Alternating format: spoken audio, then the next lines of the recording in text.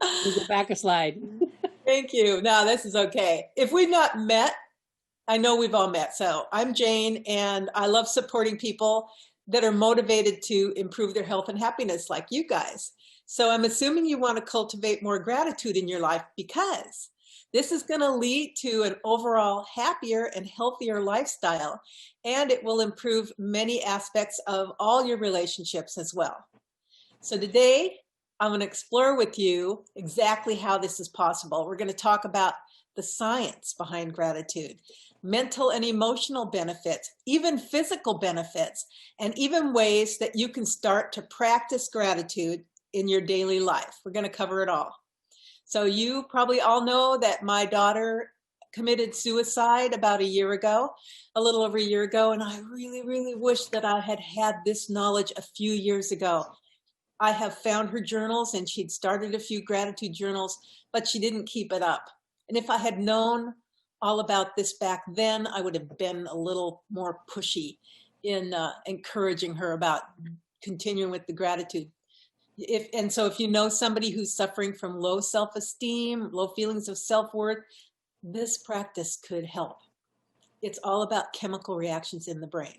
And you guys know that I'm an essential oil specialist in doTERRA, and essential oils they have an ability to positively affect mood.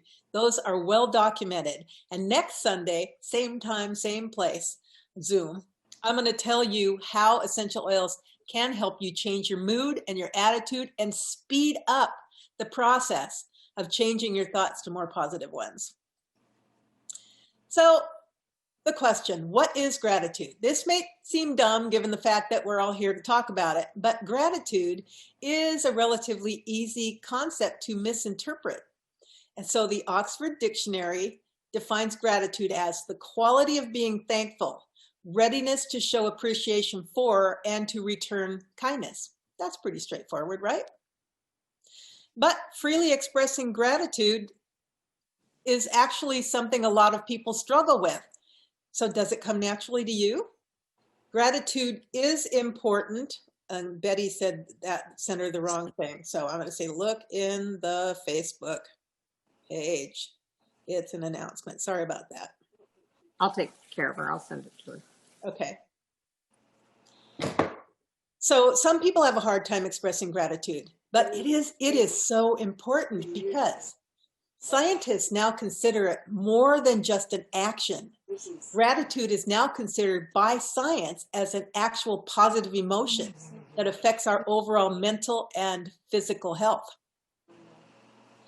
Neuroscientists can measure levels of hormonal response now in the areas of the brain which are stimulated by an act of gratitude. So now we can take a closer look at the psychological and emotional benefits of practicing gratitude, something we had not been able to do before. So oxytocin, I'm sure you have all heard of that. It has been nicknamed the happiness hormone because of its association during times of intense happiness, intense satisfaction, like when you're falling in love. But you may have heard it as part of the childbirth process. But did you know it also happens with the male reproduction? So an act of gratitude is one of the more casual ways that oxytocin is released. Another really great thing about oxytocin is that it directly counteracts the fight or flight hormone, which directly reduces your stress level. So we have, so the more you express gratitude, the easier the oxytocin is released. And then we have a more reliable baseline supply of oxytocin, or actually any hormone, which over time increases our overall contentment and happiness. Isn't that cool? We know that essential oils can be used to lock in the chemical reaction so that whenever you simply smell a particular oil, it brings the feelings back. So essential oils actually speed up the process of setting up the baseline. Another good feel-good chemical that the brain releases during acts of gratitude is dopamine. And dopamine also turns on our learning centers, and we feel more energized and more motivated and content with our present situation. Who needs a little bit of that right now? This leads to better concentration, which causes higher levels of productivity. So it increases overall success and happiness. So can you kind of see how this is all interlinked, right? So a recent study found that in moments before falling asleep, grateful people are less likely to think negative or worried thoughts, and they're more likely to think positive thoughts. And this can improve the quality of your sleep and how long you sleep. And of course, your energy levels the next day because you got a good night's sleep. And this is significant because negative thoughts are linked to disturbed sleep and bad dreams, and even hi Carolyn, cortisol Hi. production during sleep. So dopamine is also considered the most important chemical reaction in the body when it comes to initiating action. It is the thing that's more likely to get you up and do things. It's the brain saying, "Oh, do that again." So I'm just gonna talk next week. I'm going to tell you a little bit more about how essential oils can help this practice, because what is a bad mood really? It's a cocktail of emotions, of chemicals. So this boost of positive energy from the dopamine and the oxytocin, that might cause your little small act of gratitude to multiply and turn into a more positive day. So there is actually a study on positive psychology that showed how sustained states of gratitude caused your DNA strands to unwind and lengthen, like that telephone cord on the right, the looser one, right? But frustration and anxiety and stress cause your DNA to tighten and become shorter. And in the first case, with the unwound DNA, the excess energy that would have been required to do the tightening and the shortening of the strands is not being used. So that's energy that you can use elsewhere. And when you have the lengthened strands of DNA or the more relaxed strands of DNA, it gives the sensation of feeling more relaxed, and it releases tension, which, now that we have the ability to see and study it, has scientific and energetic possibilities. So what do you think? Think gratitude could lengthen our life? You think? Yes. There is definitely some correspondence between lowered levels of disease and the heightened energetic levels or frequencies that gratitude causes. That could contribute to our overall longevity. We could actually live longer. And if you have been taught to say please and thank you during your younger years, that had an effect on longevity. So there is a very detailed and thorough study, and I have a list of all these resources if anybody wants them. It's extensive. You can, I'll send it to you if you really want to look all this stuff up. So there's a detailed and thorough study which in some people's opinions suggests that gratitude increases the potential of leading a longer and happier life. So how about that? Just by saying thank you and appreciating somebody. But here's a really interesting thought about gratitude, because it doesn't just affect your present moment. It also has the ability to affect our memories and our past experiences. I'm not saying that gratitude is going to change the past, but it has the ability to change our perception of the past. So think about it. Mm-hmm.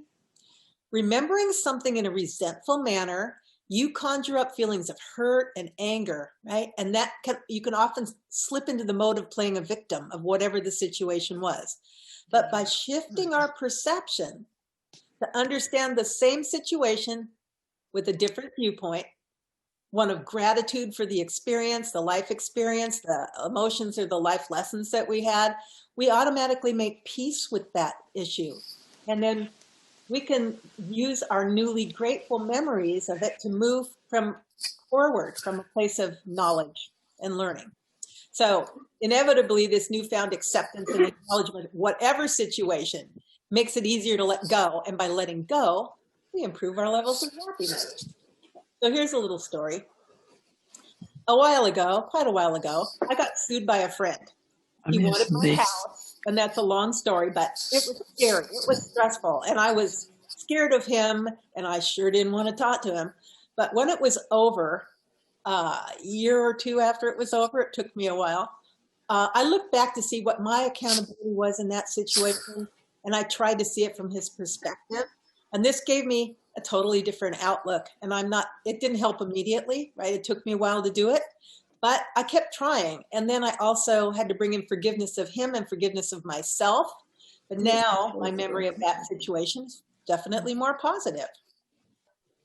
In simple terms, let's put it down to simple terms.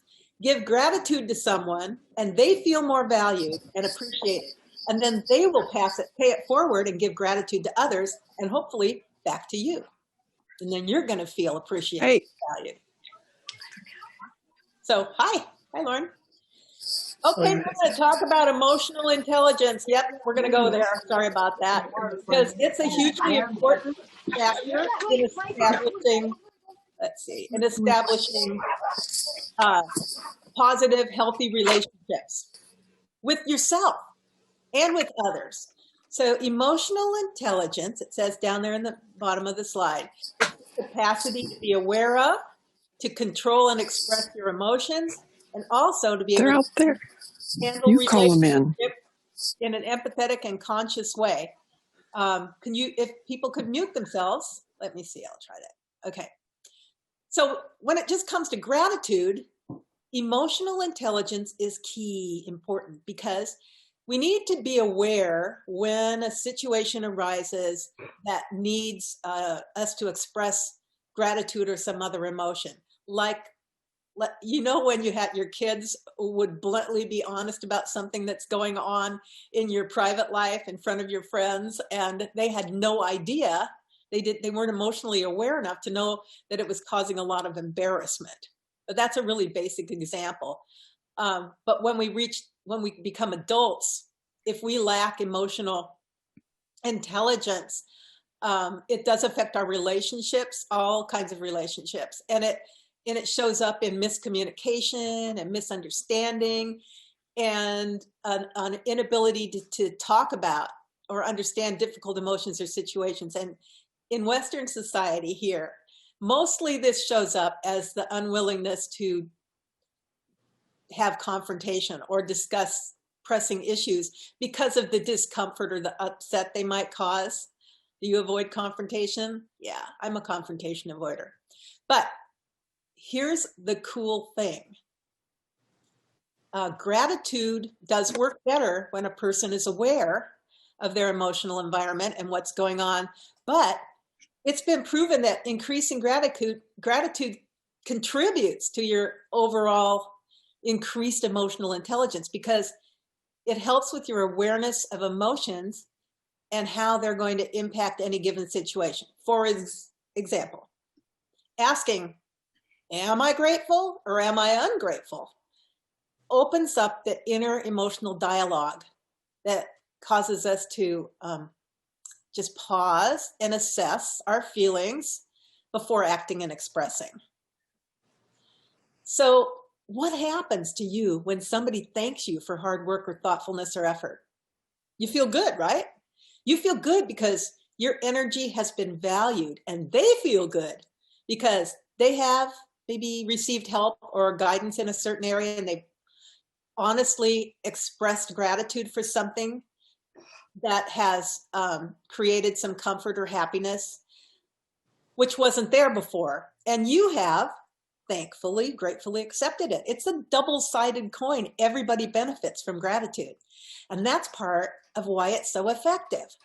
Self-esteem, happiness, and confidence, they're boosted. And in the majority of cases, there's more positive internal dialogue created for everybody involved. So if you know somebody that suffers from low self-esteem, gratitude can directly combat this and cause higher levels of satisfaction and self-belief, where before the individual may have been spiraling into a self-loathing circle, which is oftentimes associated with some mental health issues. So gratitude also makes us focus on the positive rather than the negative. So by expressing gratitude for fortune or positive elements of life, the focus is shifted from the negative, mentally damaging aspects, which contribute to dwelling on negative things and mental illness. So how about that? So, you know what? We all appreciate a good night's rest when we can get it. But did you know that if you cultivate more gratitude throughout your day, it actually adds to the quality of your sleep and it adds to your ability to maintain deep sleep for longer? Has the pandemic been affecting your sleep? You worrying a lot? Because by accessing the positive side of life and our daily experiences before we settle down to sleep, we're automatically inviting a more settled and satisfactory ability to have longer and deeper sleep. This means that the way we spend our final waking moments before bed have a huge impact on the quality of sleep that we get. So, you know what, we're all very aware of what's going on these days and how many times we have had to pivot, and it can be easy to get irritable and lose your temper and get frustrated with all of this need to pivot all the time. But gratitude will help us create an ability to adapt to changing and challenging situations when they arise. How about that for handling the pandemic and our responses to it? Just gratitude. So by learning to get an attitude of gratitude to life and the world in general, we can slowly start to become more aware of pleasures and positive sides to almost any situation. And does that sound like you're coming across as overly passive? Well, maybe it's better than getting stressed out when plans change, right? And gratitude is not blind positivity, because what you're doing is narrowing down what you're grateful for in any given moment. And then you get to see the beauty in your surroundings and your circumstances, no matter how small or irrelevant it may seem. If you are in the middle of some huge crisis, but you can just look at a tree and say, that's beautiful, that's gratitude, right?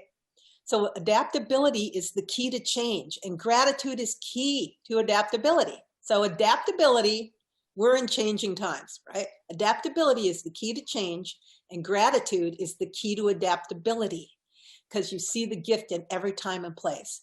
Change is the one thing that's constant. We know that. So you've heard attitude is everything, and you may be thinking that is really getting so old hearing that, but it's really important if you are determined to get more positive emotions in your life. So the way we perceive a situation or challenges, whether it's at home or work or anywhere really, is really ultimate the way things are going to work out for you.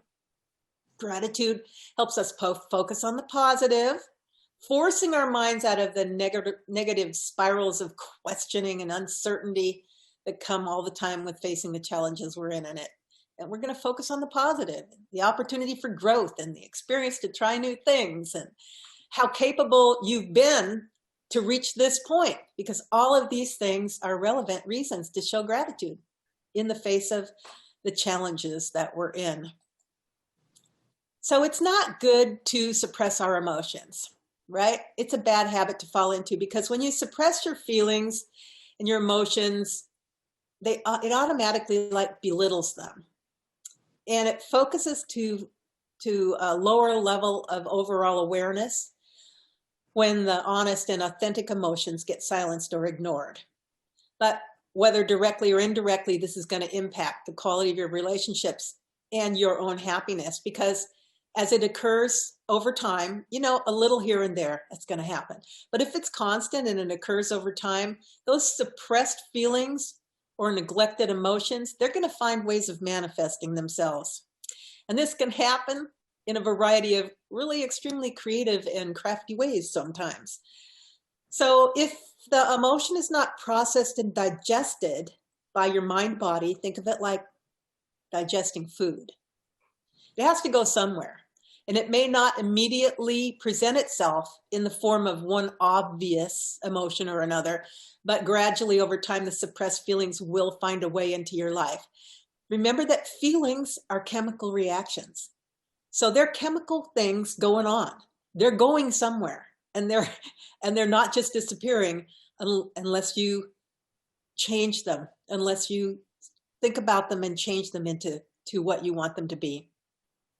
So an example of this would maybe be a father who had been in the war, had some trauma that he never actually dealt with. And then every time there's hurt and confusion and negative feelings, that memory is going to come up in him again.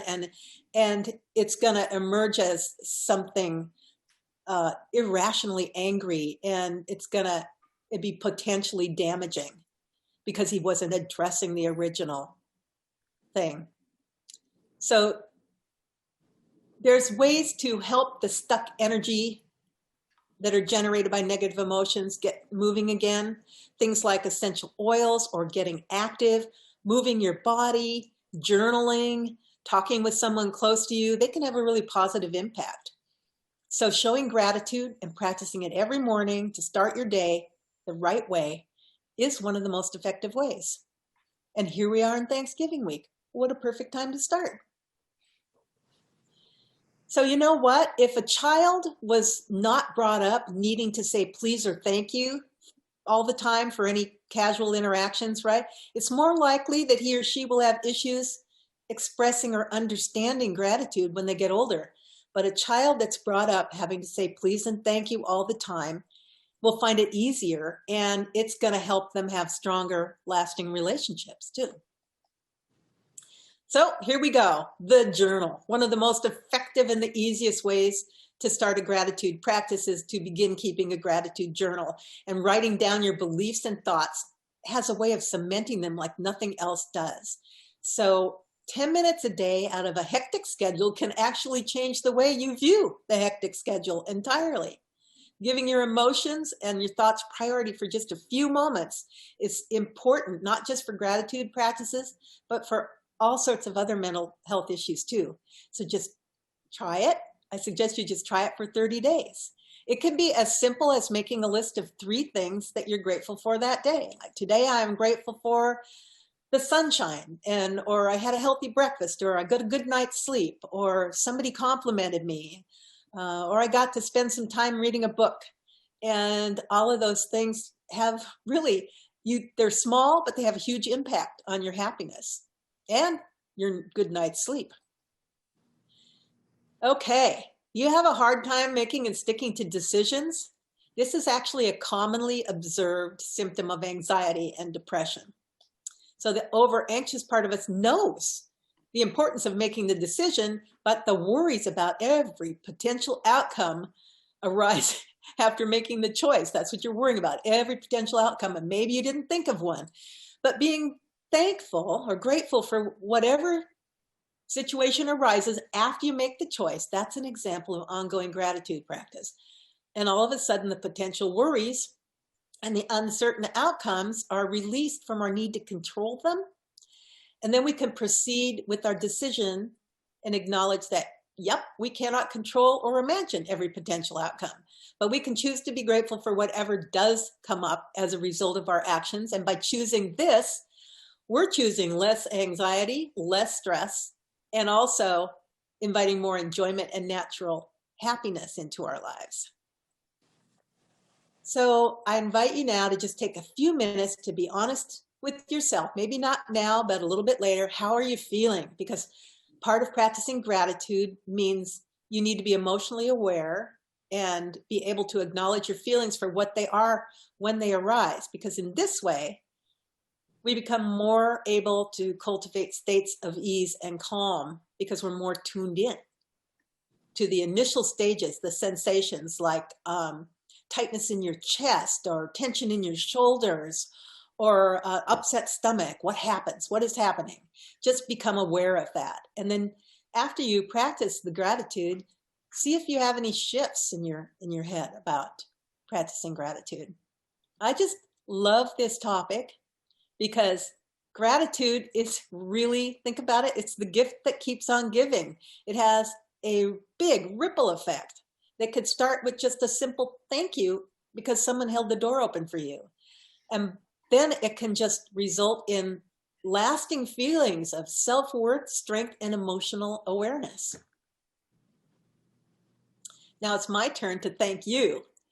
I'm so grateful that you came today, and I really hope that you learned some ways, some practical ways that you can cultivate gratitude and all its benefits to your life, because I truly, truly believe that gratitude has the potential to change the world and to elevate our relationship. So from the bottom of my heart, thank you for coming.